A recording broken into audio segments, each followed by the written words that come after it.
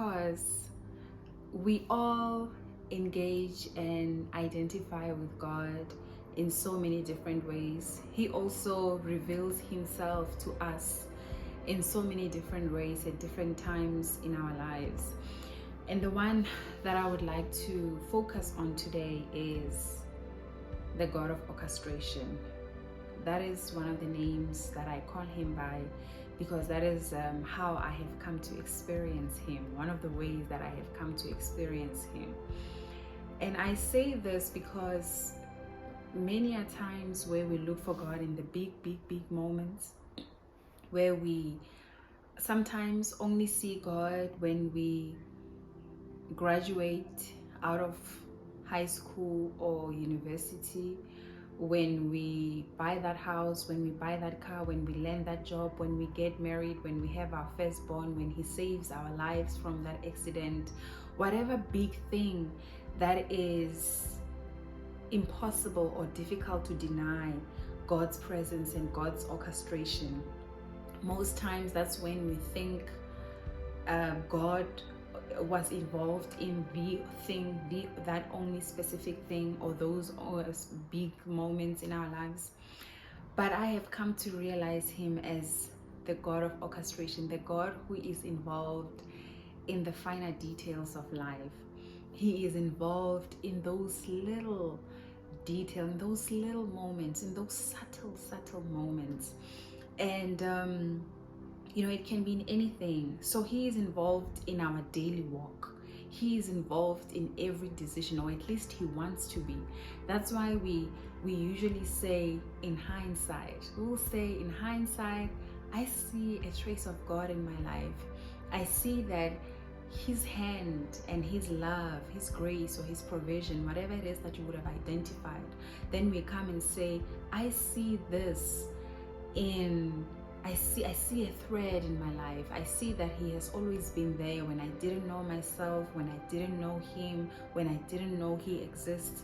Because we come from different backgrounds, whether the Lord was introduced at home, or you happen to be found by him along your life's journey, in your adult life, at whatever point. It is clear, it is always clear and always evident that he is not the God who only shows up once we get born again. He is not the God who only shows up when we make the right decisions. Sometimes even what can look like was a wrong decision might very well be a part of the orchestration.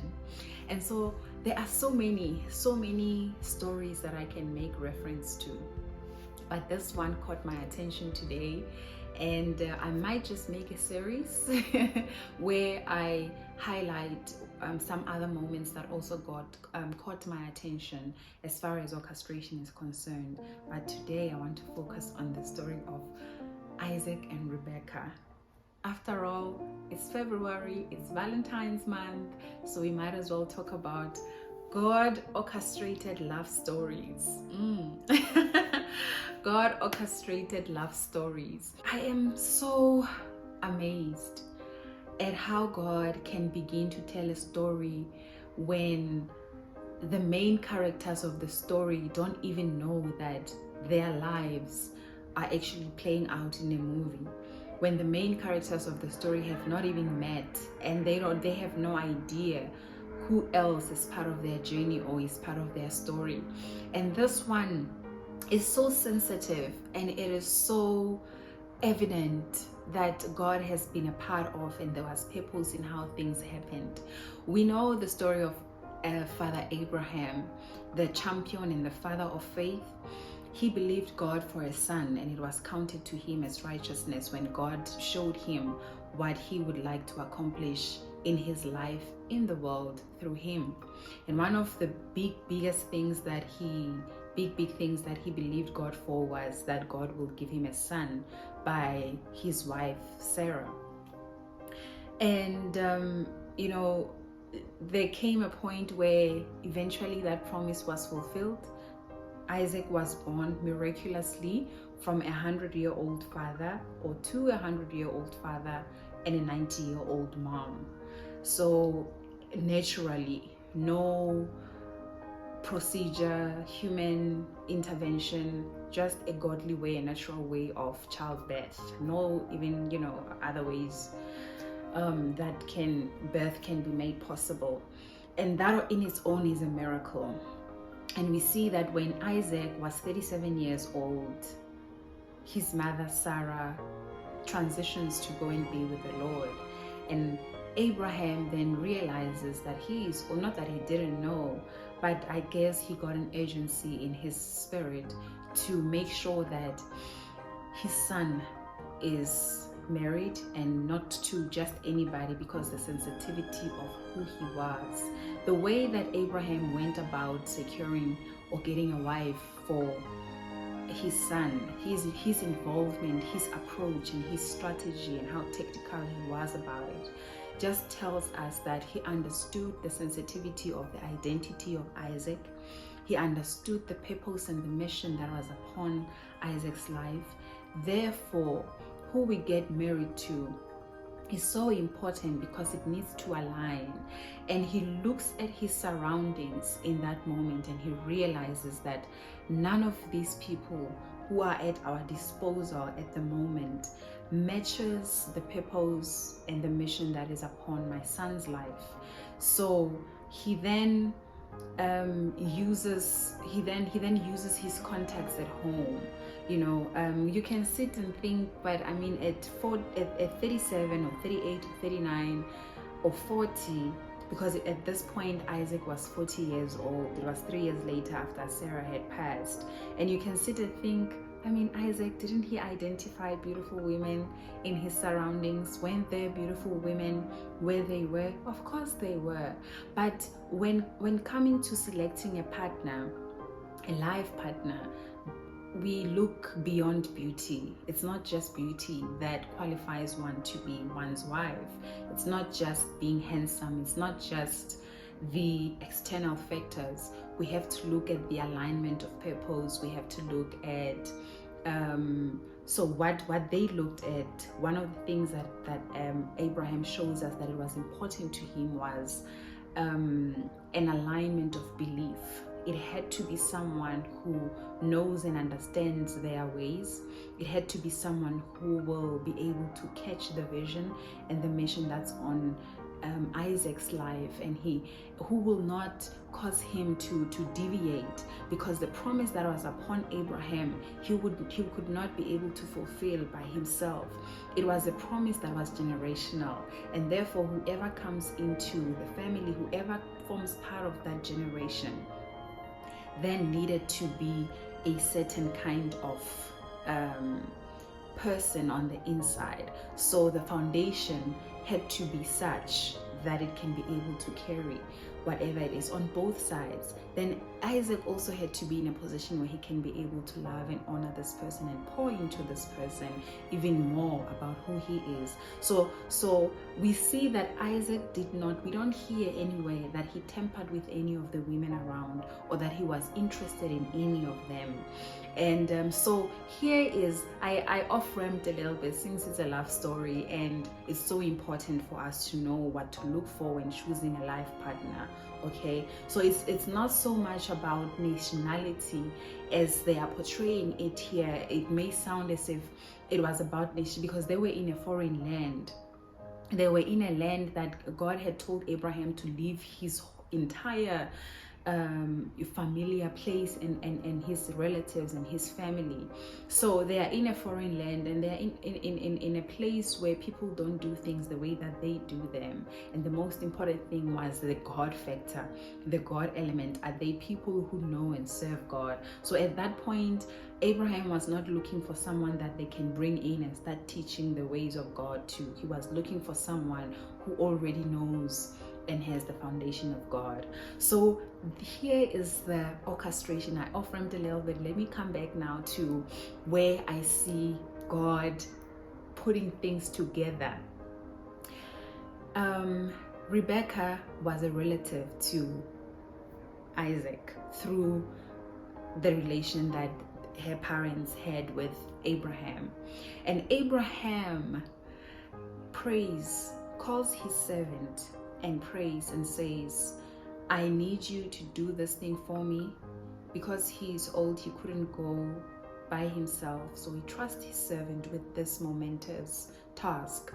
And that tells me that his household, there was something common. God was the center. Whether it's a son, whether it's a servant, whether it's whoever, probably even including the livestock, God was the center of their lives. So he knew whoever it is that he can call. And that comes from the instruction that God gave when he said, everyone in your household must be circumcised. They need to bear the mark of the covenant of God. It cannot be that you, as the patriarch of the family, carries the covenant and only you walks this with me. Everyone in your household, in your surrounding, people can do what they do, but as far as your home and your household is concerned, whether they are born from you, of you, so long as they are in your household, whether they are headsmen, whether they are maidservants, they need to have some sort of foundation and a relationship with me as much as you do. So as he called the servant in, he trusts him with this task, and the servant makes an oath with Abraham that I will do this thing that you have asked of me to bring it to fulfillment, that Isaac will get the wife that you desire. And one of the things that he asked is that, please do not take Isaac back there, because taking him back there means that part of the thing that qualifies the fulfillment of the promise of God is taken away. Because one of the things was Abraham need to move from his family, so Isaac could not go back there, but there's something that needed to come this side from there. So he knew that he cannot take Isaac there. So that was just to make things clear that if anything happens to me and you find a woman who doesn't want to come here, and when you come back from your journey, I have probably transitioned. Do not think that for Isaac to be married to my kinsman, then you need to take Isaac there. Isaac has to be here. We are on a journey. We are on a path that God has showed us. We are not deviating. We just need the wife to come and be part of this plan that God has laid out for us. And then the servant then goes by faith. He goes by faith, travels to where Abraham, his master, directed him to go. And when he is on his journey, he gets to a place. Who told him to stop there to begin with? He gets to a place, and that place is a river. I would like to refer to it as a river. I'm just referring here, they call it a spring. And this whole story is found in Genesis chapter 4, this beautiful love story that I'm sharing with you in this beautiful love month of February, as the world would like to name it. So I'm just capitalizing on this timing of the world, right? So he gets to the spring. How did he get to select that specific one? Who told him? And as he gets there, he makes this prayer that really touches my heart. So in 42, he narrates to how he got to that point. He says, that is in verse 42, I came today to the spring and said, O Lord, God of my master, Abraham, if now you are prospering the way that I go, behold, I am standing by the spring of water. Let the virgin who comes out to draw water, to whom I shall say, please give me a little water from your drink. And who will say to me, drink, and I will draw for your camels also. Let her be the woman whom the Lord has appointed for my master's son. So he gives God a challenge that Lord, how am I going to know that? I mean, there are a lot of virgins who come to the spring, who come to the river. And how else can he know? It cannot be in the physical. He cannot do any money, or he cannot just check the height or check the body size and just make an alignment. He had to involve God, but what he didn't know is that God was already involved. What he needed was an open heart, a willing heart, and also what he needed was faith. So as he begins, so faith was already a thing. In Abraham's home, faith was a way of life. So for him to go on this journey, for him to even pray, he already knew that the God of Abraham, the God of my master, makes things happen. So as he calls onto the God of his master Abraham, he makes mentions of the things that he would like to identify this woman by. And lo and behold, God of orchestration was already in the story. He was already in the journey from the time the servant set out to go to this land. He was already orchestrating and making things happen even in Rebecca's life. So Rebecca came out. Who made it possible for Rebecca to be there at that specific moment? How does it even happen that Rebecca can go to a point of being so kind, of being so full of service, that she says that the very thing that the servant was looking for, and she exhibits the very signs that the servant was looking for, unless God was in the story. So Rebecca then comes, and as the servant of the Lord asks, it doesn't say that he asked 2 or 3 or 4 or 5.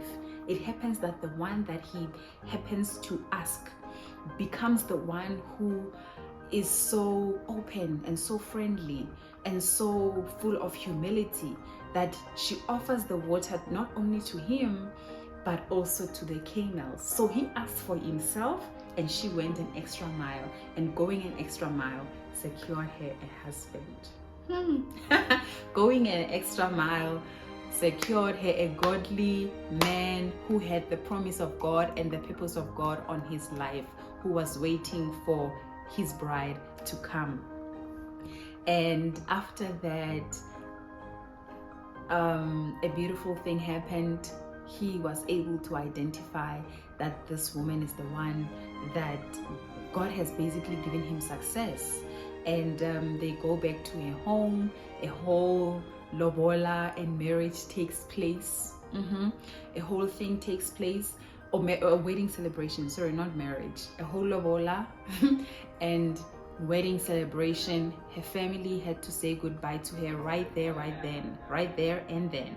So this tells me also that one moment your life can be going a certain direction, and the next your whole life has changed. Okay, so you might be watching this video now and you are single. You might be watching this video now and you are unemployed. You are at a point where you are waiting for something to happen, or you just got married, you have been married, you are looking to conceive, or you are starting a business, or you have been setting things in motion to start a business, or whatever it may be, even something that you are not thinking of. Because here Rebecca knew that she was in an age where she needs to be married, but I don't think, first of all, she wasn't even seeing anyone. Unlike in the case of Mary and Joseph, where Mary was betrothed to Joseph, or any other case. In this case, they were complete strangers. So I wonder in this generation if there are still people who are open to arranged marriages. But if you ask me, if it's my father who is arranging my marriage, and in this case, when I'm saying my father, I mean God. If God becomes the one who arranges my marriage, I will say yes on any day. I will say yes, because then it means God will know who my Isaac is, and God would know where I fit in the story of Isaac and where he fits in my story. And this is so important, that Isaac had to get the one that had the same faith, belief system, and the one who understood their way of life, because it was from Rebecca that Jacob and Esau would be born, and from Jacob that the 12 tribes of Israel would come from. So this was such a sensitive matter, and we see after the lobola negotiation and the wedding takes place with her family, that they bless her, they bless her. So they sent out, so this is on verse 59, they sent away Rebecca, their sister, and her nurse, and Abraham's servant and his men. And they blessed Rebecca and said to her, "Oh, our sister, may you become thousands of 10,000s, and may your offspring possess the gates of those who hate him. And we see in verse 65 that they arrive, and as they arrive, Rebecca then asks, "Who is that man walking in the field to meet us?" The servant said, "It is my master." So she took a veil and covered herself. And the servant told Isaac all things that he had done, how God was able to make his journey successful. And basically, the person that is here right now with you, Isaac, is definitely the one that God has chosen for you. From the time that your father believed, from the time that your father commissioned me to go and do this task, to the time that I was just, he didn't even go to a specific place. Look at the God of orchestration. Abraham specifically requested that I need you to find one who comes from my relative. So the person that he happens to speak to, this woman who is by the spring, is actually Abraham's relative. There could have been any other virgin who came. So not only did she say the right words, but she was coming from the correct family, exactly what Abraham desired. So this really encourages us that when we believe God, when we put him to the test, and test from that comes from faith, test that seeks confirmation, because the servant was seeking confirmation, just like Gideon was also seeking confirmation, and there was a thing happening there, confirmation game that he played, and said, "God, there is a fleece. I want it to be dry under these circumstances, or I want it to be wet under these circumstances." And you know what? That confirmation game, only God could have done exactly as he wanted the outcome to be, in order for him to know that it was God being involved in the story. So I'm deviating a little bit. That is probably another story for another day if I do a series. But I mean, if you see what I see, this woman comes from the family of Bethuel, exactly what Abraham would have desired. So we really thank God that his servant went exactly where he was supposed to go, and he didn't get confused. God orchestrated everything we see, and as he comes back and delivers to his master Isaac, his bride, it says here that then Isaac brought her into the tent of Sarah, his mother, and took Rebekah, and she became his wife, and he loved her. So Isaac was comforted after his mother's death. So we really thank God, and may we be encouraged to continue to seek him, to continue to believe him. And if there are situations and circumstances where we need to ask for confirmation, that we go all out and ask for that confirmation and see God unfold in our lives. And I also implore you to look for him in the little things, how he put together that interview for you, how he put together that meal for you, how you were able to get a whole month of grocery at half the amount you were able to get it last month, because he led you to the specials, how you were able to get a strategic parking space, how you were able to get a space in a school for your daughter or for your son, anything at all that God does, how you were able to be in that city to secure whatever it is that he does for you, including a husband or a wife, especially this month.